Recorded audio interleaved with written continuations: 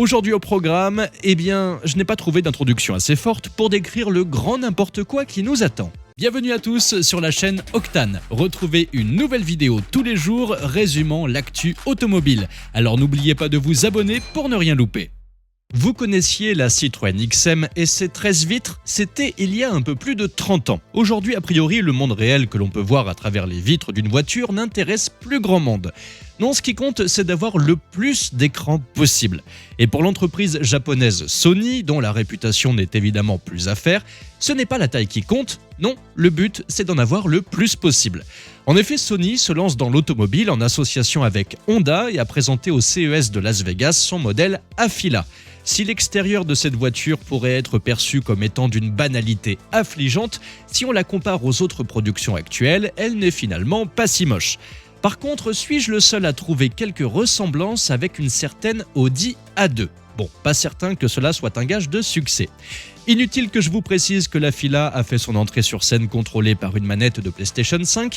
Allons directement à l'intérieur qui ressemble étrangement au PC sécurité de Vinci Autoroute. Vous avez un écran en face du conducteur, un pour la navigation, un autre pour la musique, un autre pour les vidéos, 3 autres pour les rétroviseurs, 3 autres à l'arrière et probablement un autre pour commander votre pizza préférée pendant que vous roulez. Et si tout cela ne suffit pas pour vous distraire, ils ont également lancé l'application Remote Play pour que vous puissiez jouer à la PS5 dans l'habitacle. Côté technique, l'Afeela est équipée de 2 moteurs électriques pour une puissance totale de 245 chevaux et d'une batterie de 91 kWh.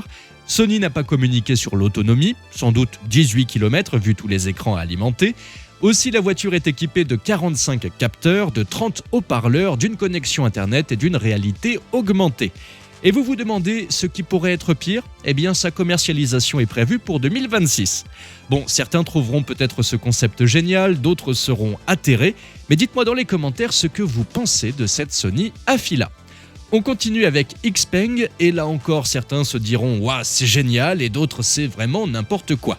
La voiture volante est un fantasme depuis de nombreuses années et certains y croient encore, notamment l'entreprise Xpeng Aerot qui a débarqué au CES 2024 à Las Vegas avec la Xpeng Aerot eVTOL, autrement dit une voiture volante à décollage vertical.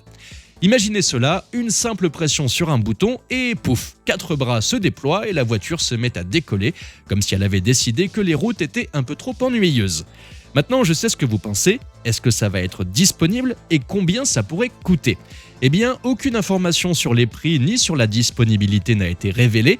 Cependant, Brian Guangdi, le président de Xpeng, a suggéré que cette chose pourrait être lancée avant même que la réglementation ne sache comment la gérer. Donc, vous pourrez toujours l'acheter, mais vous pourrez la faire voler seulement dans des zones où l'utilisation d'avions n'est pas réglementée. Avec tout ça, on se demande bien quelle est véritablement la prochaine étape, à quoi vont vraiment ressembler nos voitures de demain. Et avant de passer à la question du jour, si vous êtes à la recherche de la meilleure assurance auto au meilleur prix, nous avons mis en place un comparateur. C'est évidemment gratuit, ça vous prendra 2 minutes à peine pour remplir vos informations et ainsi faire jusqu'à 380 € d'économie en moyenne sur votre assurance auto. Que vous ayez une voiture électrique ou non, je vous invite donc à trouver le meilleur prix pour votre assurance. Vous trouverez le lien dans la description et dans le premier commentaire épinglé sous la vidéo. Et dites-moi dans les commentaires comment vous envisagez le futur de l'automobile et si finalement ce n'était pas mieux avant. Merci à tous d'avoir suivi cette nouvelle vidéo. N'hésitez pas à vous abonner, à activer la cloche des notifications pour être sûr de ne rien louper, liker, partager et vous pouvez également venir nous rejoindre sur notre compte TikTok. Ciao!